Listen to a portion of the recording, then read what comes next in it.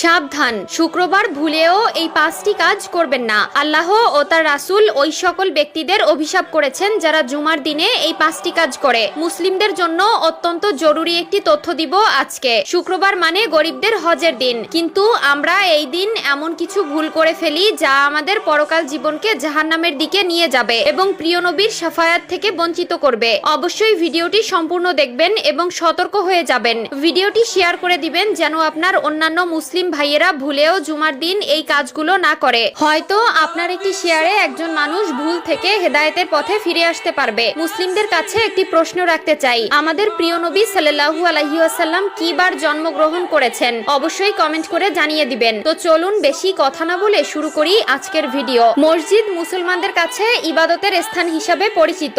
এরপরও আমরা মসজিদে এমন কিছু কাজ করে থাকি যা মসজিদের পবিত্রতা নষ্ট করে। তাই মসজিদের পবিত্রতা রক্ষার জন্য কোরআন হাদিসে নিষিদ্ধ বিষয়ের উপর লক্ষ্য রাখা উচিত। 1 নম্বরে কোনো নামাজি অন্য নামাজিকে উঠিয়ে দিয়ে বসা যাবে না। রুদ্দুল মুখতার 630। মসজিদের ভেতরে প্রতি ওয়াক্ত নামাজ একই স্থানে আদায় করার জন্য কোনো লোক নির্দিষ্ট জায়গা রাখতে পারবে না। 2 নম্বরে রয়েছে মসজিদে হারানো বস্তু তালাশ করা যাবে না, কারণ মসজিদে দ্বীনের কথা বা কাজ ব্যতীত অন্য কোনো কথা বা কাজ করা নিষেধ। মিশকাত শরীফ 654। হযরত আবু হুরায়রা রাদিয়াল্লাহু তাআলা আনহু হতে বর্ণিত, রাসূলুল্লাহ সাল্লাল্লাহু আলাইহি ওয়াসাল্লাম বলেন, তোমাদের কেউ যদি মসজিদে হারানো বিজ্ঞপ্তি দিতে শুনে তাহলে সে যেন বলে, আল্লাহ তোমাকে ওই জিনিস ফিরিয়ে না দিক, কেননা মসজিদ এই সকল কাজের জন্য নির্মাণ করা হয়নি। মুসলিম শরীফ 568। 3 নম্বরে মসজিদে দুর্গন্ধময় কোনো জিনিস খেয়ে বা নিয়ে প্রবেশ করা নিষেধ। মিশকাত শরীফ 655। রাসূলুল্লাহ সাল্লাল্লাহু আলাইহি ওয়াসাল্লাম বলেন, যে ব্যক্তি দুর্গন্ধযুক্ত খাবার খায় সে যেন তার মুখ পরিষ্কার করা ব্যতীত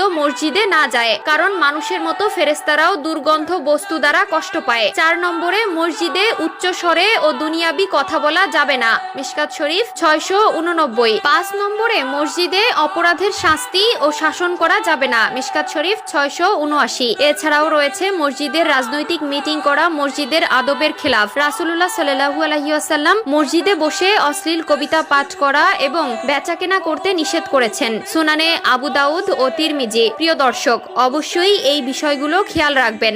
মসজিদে আপনার দ্বারা যেন কেউ কষ্ট না পায়। মসজিদ হলো আল্লাহর ঘর। আমাদের অধিকাংশ মুসলিমরা দিনের 5 ওয়াক্ত নামাজ আদায় না করলেও শুক্রবার জুমার দিন ঠিকই নামাজ আদায় করে, আর এই দিন এই ভুলগুলো সবাই করে থাকে। আল্লাহ আমাদের সবাইকে সঠিক বুঝ দান করার তৌফিক দান করুক, আমিন। আমি জাহান্নামে পুরুষদেরকে অনেক আযাবে ভুগতে দেখেছি, যার মধ্যে একজনকে পাথরের উপর মাথা রেখে অন্য পাথর দিয়ে অনবরত থেতলিয়ে দেওয়া হচ্ছিল, যার জিহ্বা অনেক দূর পর্যন্ত টেনে নিয়ে যাওয়া হচ্ছিল এবং তাকে তার জিহ্বা দিয়ে ঝুলিয়ে রাখা হয়েছিল। তার